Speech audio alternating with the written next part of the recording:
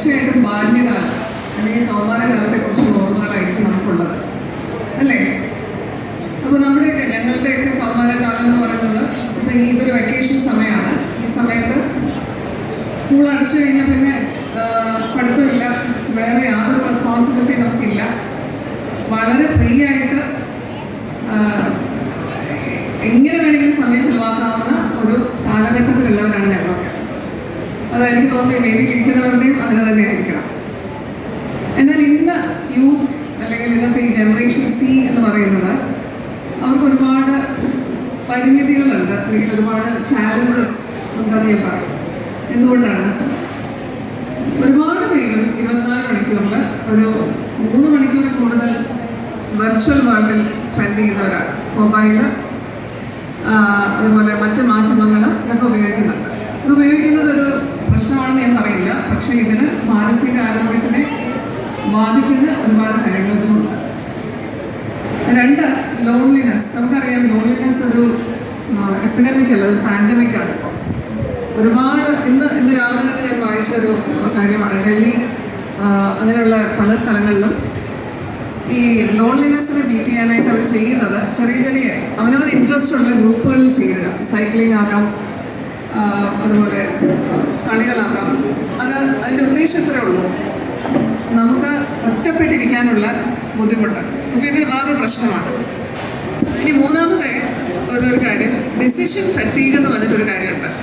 അതായത് ഇപ്പോൾ നമ്മൾ എങ്ങനെയാണ് സാധനം വാങ്ങിക്കുന്നത്? ഇപ്പോൾ എല്ലാവരും യങ്സ്റ്റേഴ്സ്, ഇവിടെ കുറേ യങ്സ്റ്റേഴ്സ് ഇരിപ്പുണ്ട്. അപ്പോൾ നമ്മൾ സാധനം വാങ്ങിക്കണമെങ്കിൽ പണ്ടാണെങ്കിൽ നമുക്ക് പുറത്തോട്ട് ഇറങ്ങി ഒരു കടയിൽ പോയി സാധനം വാങ്ങിക്കേണ്ട ആവശ്യം ഉണ്ടായിരുന്നു. ഇപ്പം അതില്ല. അതും മൊബൈലിൽ കൂടിയാണ് നമ്മൾ ചെയ്യുന്നത് കൂടുതൽ. കാരണം എന്താണ്? സൗകര്യമുണ്ട്, സമയം ലാഭമുണ്ട്.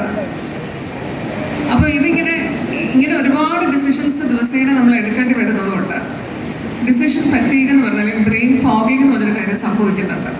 അപ്പോൾ ഇതും ഈ തലമുറ അഭിമുഖീകരിക്കുന്ന ഒരു പ്രശ്നമാണ്. അപ്പോൾ ഇതെല്ലാം പറഞ്ഞത് എന്തിനാണെന്ന് വെച്ചാൽ യൂത്തിലാണ്, അല്ലെങ്കിൽ ആ ഒരു സമയത്താണ് ഏറ്റവും കൂടുതൽ നമ്മൾ പ്രൊഡക്റ്റീവായിട്ട് പല കാര്യങ്ങളും, പഠിത്തവും അതുപോലെ ജോലി കിട്ടുക, സാമൂഹികമായിട്ട് ഇടപെടുക, ഇതൊക്കെയുള്ള കാര്യങ്ങൾ ഏറ്റവും കൂടുതൽ ആവശ്യം വരുന്നത് ഈ കാലഘട്ടത്തിലാണ്. അപ്പോൾ അതുകൊണ്ട് തന്നെ ഈ കാലഘട്ടത്തിൻ്റെ പ്രത്യേകതകൾ കൊണ്ട് തന്നെ മാനസിക ആരോഗ്യത്തിന് പ്രശ്നങ്ങൾ ഉണ്ടാക്കുന്ന പലതും നമ്മുടെ ചുറ്റുപാടിലുണ്ട്.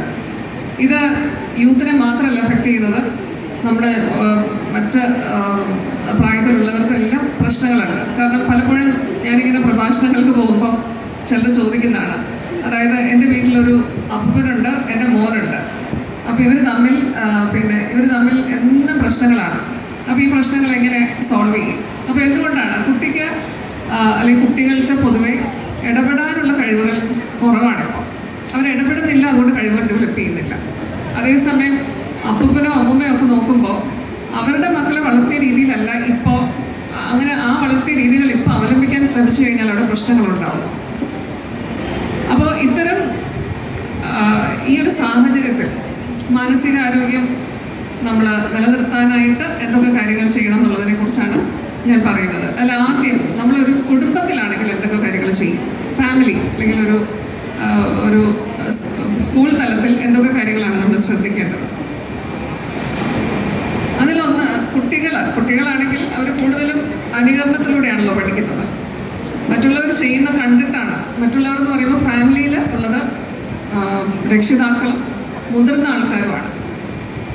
അപ്പോൾ അങ്ങനെ ഇമിറ്റേഷനിലൂടെ പഠിക്കുമ്പോൾ നമ്മൾ ഏറ്റവും കൂടുതൽ ശ്രദ്ധിക്കേണ്ടത് നമ്മൾ അവിടെ കാഴ്ചവെക്കുന്ന ബിഹേവിയർ തന്നെയാണ്. നമ്മൾ കൂടുതൽ ദേഷ്യപ്പെടുന്നുണ്ടോ, നമ്മൾ അക്ഷമരാകുന്നുണ്ടോ, മോശമായ വാക്കുകൾ ഉപയോഗിക്കുന്നുണ്ടോ, നമ്മളുടെ റിലേഷൻസ് എങ്ങനെയാണ്, നമ്മൾ മറ്റുള്ളവരോട് എങ്ങനെ ഇടപെടുന്നു, സാമൂഹികമായിട്ടുള്ള കാര്യങ്ങളിൽ നമ്മളെങ്ങനെ പോകുന്നു, ഇതെല്ലാം തന്നെയാണ് കുട്ടികളെ സ്വാധീനിക്കുന്ന ഒരു ഘടകം. രണ്ടാമത്തത്, അപ്പോൾ അതുകൊണ്ട് അത്തരം കാര്യങ്ങളിൽ നമ്മൾ തന്നെ ഇടയ്ക്കൊരു റിഫ്ലക്ഷൻ ചെയ്ത് നോക്കണം. നമുക്ക് ഈ സ്ട്രെസ് എല്ലാം ഉണ്ട്, അപ്പോൾ അത് എങ്ങനെ നമ്മൾ കൈകാര്യം ചെയ്യുന്നു എന്നുള്ളത് നമ്മളൊന്ന് തിരിഞ്ഞാലോചിക്കേണ്ടതാണ്. രണ്ടാമത്തത്, റെഡ്യൂസിങ് അഗ്രഷൻ എന്ന് പറയുന്നത് നമ്മളിപ്പോൾ ഒരുപാട് പേപ്പറിൽ വായിക്കാറുണ്ട്, അല്ലേ? കൗമാരക്കാർക്കിടയിൽ ലഹരി ഉപയോഗം കൂടുന്നു, അതുപോലെ ലഹരി ഉപയോഗം ഇല്ലാത്തവരുടെ ഇടയിൽ തന്നെ ഒരുപാട് അക്രമ സ്വഭാവമുള്ള കാര്യങ്ങൾ നടക്കുന്നു, മോബ് വയലൻസ് നടക്കുന്നു. ഇതൊക്കെ നമ്മുടെ കേരളത്തിൽ ഇന്ന് നമ്മൾ അഭിമുഖീകരിക്കുന്ന പ്രശ്നങ്ങളാണ്. അപ്പോൾ എങ്ങനെ നമുക്ക് ഈ അഗ്രഷൻ കുറയ്ക്കാം? അത് അവിടെയും വീട് അല്ലെങ്കിൽ സ്കൂളിന് റോളുണ്ട്. അഗ്രഷൻ കൂടുതൽ നമ്മൾ ടി വിയിൽ കൂടെ കാണാനുള്ള അവസരങ്ങൾ അത് റെഗുലേറ്റ് ക്രമീകരിക്കുക. എന്താണ് കുഞ്ഞ് കാണുന്നത് അല്ലെങ്കിൽ എന്താണ് കുട്ടികൾ കാണുന്നതിനെ ഉള്ളതിനെ കുറിച്ച് നമുക്കൊരു നോട്ടം എപ്പോഴായാലും വേണം. എന്തെല്ലാം തരത്തിലുള്ള കാര്യങ്ങളാണ് സാമൂഹ്യ മാധ്യമങ്ങളിലൂടെ അവർ കാണുന്നത്. അതിനകത്തൊരു മോണിറ്ററിങ് നമുക്കുണ്ടെങ്കിൽ തന്നെ കുറേ കാര്യങ്ങൾ നമുക്ക് കൺട്രോൾ ചെയ്യാൻ പറ്റും. രണ്ടാമത്തെ കാര്യം, ഈ മോണിറ്ററിങ് ഉണ്ടായാൽ മാത്രം പോരാ. നിങ്ങളൊരു ടീച്ചറിനെ പോലെയോ അല്ലെങ്കിൽ രക്ഷിതാവിനെ പോലെയോ എപ്പോഴും കുട്ടിയുടെ പുറകെ സ്ട്രൈ ചെയ്ത് നടക്കുന്നതല്ല അതിനുള്ള സൊല്യൂഷൻ. നമ്മൾ കുട്ടികളോടൊപ്പം സമയം അല്ലെങ്കിൽ അവർ ഇത്തരം അവസരങ്ങളിൽ നമ്മൾ അവരോടൊപ്പം സമയം ചെലവഴിച്ചാൽ മാത്രമേ അവരോടൊപ്പം അത് ഷെയർ ചെയ്യാനുള്ള ഒരു മെൻറ്റാലിറ്റി നമ്മൾ കാണിച്ചാൽ മാത്രമേ കുട്ടികൾ അത് ഒരു വേറെ രീതിയിൽ എടുക്കാതിരിക്കുള്ളൂ. അപ്പോൾ അത് പ്രധാനമാണ്. കുട്ടികളുമായി സമയം സ്പെൻഡ് ചെയ്യുന്നതും അവരുടെ താല്പര്യങ്ങൾ നമ്മൾ ഷെയർ ചെയ്യാൻ ശ്രമിക്കുന്നതും. മൂന്നാമത്തെ കാര്യം, ഒരു സിവിക് സെൻസ് ബിൽഡിംഗ്. ഇപ്പോൾ ഈ അടുത്ത കാലത്ത് ഇന്ത്യ ടുഡേ ഒരു സർവേ നടത്തിയതിനകത്ത് എത്രത്തോളം നമ്മൾ ഈ ചുറ്റുപാടുകൾ എന്ന് വെച്ചാൽ നമ്മൾ സൂക്ഷിക്കും നമ്മുടെ വീട്, നമ്മുടെ കാര്യങ്ങൾ. നേരത്തെ ഇവിടെ മുമ്പ് സംസാരിച്ച പ്രഭാഷകൻ പറഞ്ഞ പോലെ നമ്മൾ ഫോക്കസ്ഡ് ആയിട്ട് നമ്മുടെ കാര്യങ്ങൾ കൂടുതൽ ശ്രദ്ധിക്കും. പക്ഷേ നമ്മുടെ വീടിനപ്പുറം പുറത്തോട്ട് ഉള്ള കാര്യങ്ങളെക്കുറിച്ച് അവിടെ ചെയ്യേണ്ട ശ്രദ്ധയെക്കുറിച്ച് അങ്ങനെയുള്ള കാര്യങ്ങൾ എത്രത്തോളം നമ്മുടെ വീട്ടിൽ നിന്ന് പറഞ്ഞു കൊടുക്കുന്നു എന്നുള്ളത് വളരെ പ്രധാനമാണ്. പണ്ടാണെങ്കിൽ നമ്മൾ ഒരുപാട് കണ്ടു പഠിക്കാനുള്ള അവസരങ്ങളുണ്ട്. ഇപ്പം അങ്ങനെ കണ്ടുപഠിക്കാനുള്ള അവസരങ്ങൾ സാമൂഹിക ഇടപെടലുകൾ കുറവായതുകൊണ്ട് കുറവ് തന്നെയാണ്.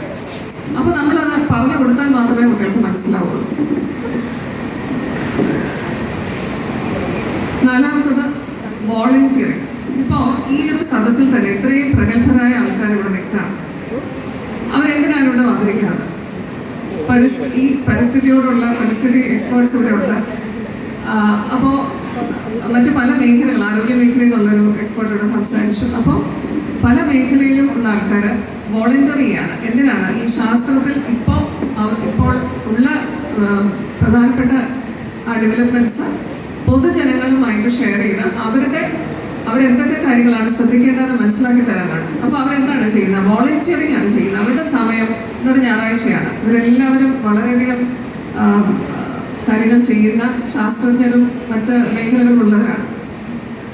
അപ്പോൾ ഇതിനായിട്ടൊരു സമയം ചെലവഴിക്കുമ്പോൾ ഇവിടെ വരാൻ മാത്രമല്ലല്ലോ, നിങ്ങളോട് സംവദിക്കുവാനും കുറച്ച് കാര്യങ്ങൾ ഈ ഒരു സദസ്സ് വഴി പിന്നെ ഷെയർ ചെയ്യാനാണ് ഉദ്ദേശിക്കുന്നത്. അപ്പോൾ വോളണ്ടിയറിങ് വളരെ ഇമ്പോർട്ടൻ്റ് ആണ്. അത് നമ്മൾ വീട്ടിൽ തന്നെ നമ്മൾ അങ്ങനത്തെ ആക്ടിവിറ്റീസ് ചെയ്താലേ, കുട്ടികളെ കൂടെ അതിനകത്ത് പാർട്ടിസിപ്പേറ്റ് ചെയ്താലേ പിന്നെ അവർക്ക് അങ്ങനെ ഒരു ലാഭേച്ഛയില്ലാതെ ചില കാര്യങ്ങളിൽ നമ്മൾ പാർട്ടിസിപ്പേറ്റ് ചെയ്യണം എന്നുള്ളൊരു ബോധം വരുള്ളൂ.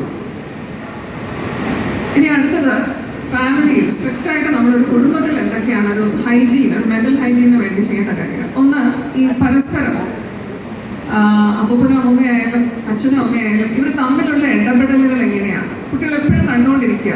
Do they respect each other? അവർ അങ്ങോട്ടും ഇങ്ങോട്ടും ഒരു പേഴ്സണൽ ലെവലിലുള്ള ഒരു ബഹുമാനം വർത്തമാനത്തിലും ഇടപെടലുകളിലും കാണിക്കുന്നുണ്ടോ? അത് വളരെ പ്രധാനമാണ്. ഒരു കുട്ടി പലപ്പോഴും മോശമായിട്ട് അല്ലെങ്കിൽ പെരുമാറ്റ പ്രശ്നങ്ങൾ കാരണം നമ്മുടെ അടുത്ത് വരുന്ന കുട്ടികളോട് ചോദിക്കുമ്പോൾ അവർ പല കാര്യങ്ങളും അക്വയർ ചെയ്യുന്ന വീട്ടിൽ നിന്ന് തന്നെയാണ്.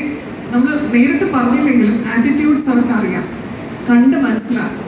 അത് തന്നെയാണ് അവർ ശരിയെന്ന് വിചാരിച്ച് അല്ലെങ്കിൽ എളുപ്പമെന്ന് വിചാരിച്ച് ചെയ്യുന്നത്. അപ്പോൾ അത് വളരെ ഇമ്പോർട്ടൻ്റ് ആണ്. നമ്മൾ എങ്ങനെയാണ് കുട്ടികളുടെ മുമ്പിൽ വെച്ച് പെരുമാറുന്നത് എന്ന് പറഞ്ഞാൽ നമ്മൾ നാടകീയമായിട്ട് പെരുമാറണം എന്നുള്ളതല്ല. നമ്മുടെ സ്വഭാവങ്ങളിലുള്ള ചെയ്യാത്ത കാര്യങ്ങൾ അല്ലെങ്കിൽ നമ്മൾ അതിനെപ്പറ്റി റിഫ്ലക്റ്റ് ചെയ്യാൻ നമ്മൾ ഒരു മാസത്തിൽ ഒരിക്കലെങ്കിലും ഒരു സമയം നമ്മൾ തിരിച്ചാലോചിക്കാനായിട്ട് സ്പെൻഡ് ചെയ്യണം. വളരെ ഇമ്പോർട്ടൻ്റ് ആണ്. പിന്നെ അടുത്തതായിട്ട് പറയാനുള്ളത് പാരൻറ്റിങ്. ഞാൻ പറഞ്ഞു, പഴയ കാലത്തുള്ള പാരൻറ്റിങ് അല്ല ഇന്നത്തെ പാരൻറ്റിങ്. അതല്ല, അതിൻ്റെ സ്കില്ല് വ്യത്യാസമാണ്. ഇപ്പോൾ പോസിറ്റീവ് പാരൻറ്റിങ് പ്രാക്ടീസസ് ആണ് ഇപ്പോൾ ഏറ്റവും അധികം ഇഫക്റ്റീവായിട്ട് ഉള്ളത്. ഇതൊരു ആൽഫ്രഡ് അഡോൾഫ് ആൻഡ് ഡീക്കിൻസ് രണ്ട് മനഃശാസ്ത്രജ്ഞരുണ്ടാക്കിയ ഒരു രീതിയാണ്, അല്ലെങ്കിൽ അവർ പരീക്ഷിച്ച് എടുത്ത ഒരു രീതിയാണ്. അപ്പോൾ ഇതിനകത്ത് രണ്ട് കാര്യങ്ങളേ ഉള്ളൂ. ഒന്ന്,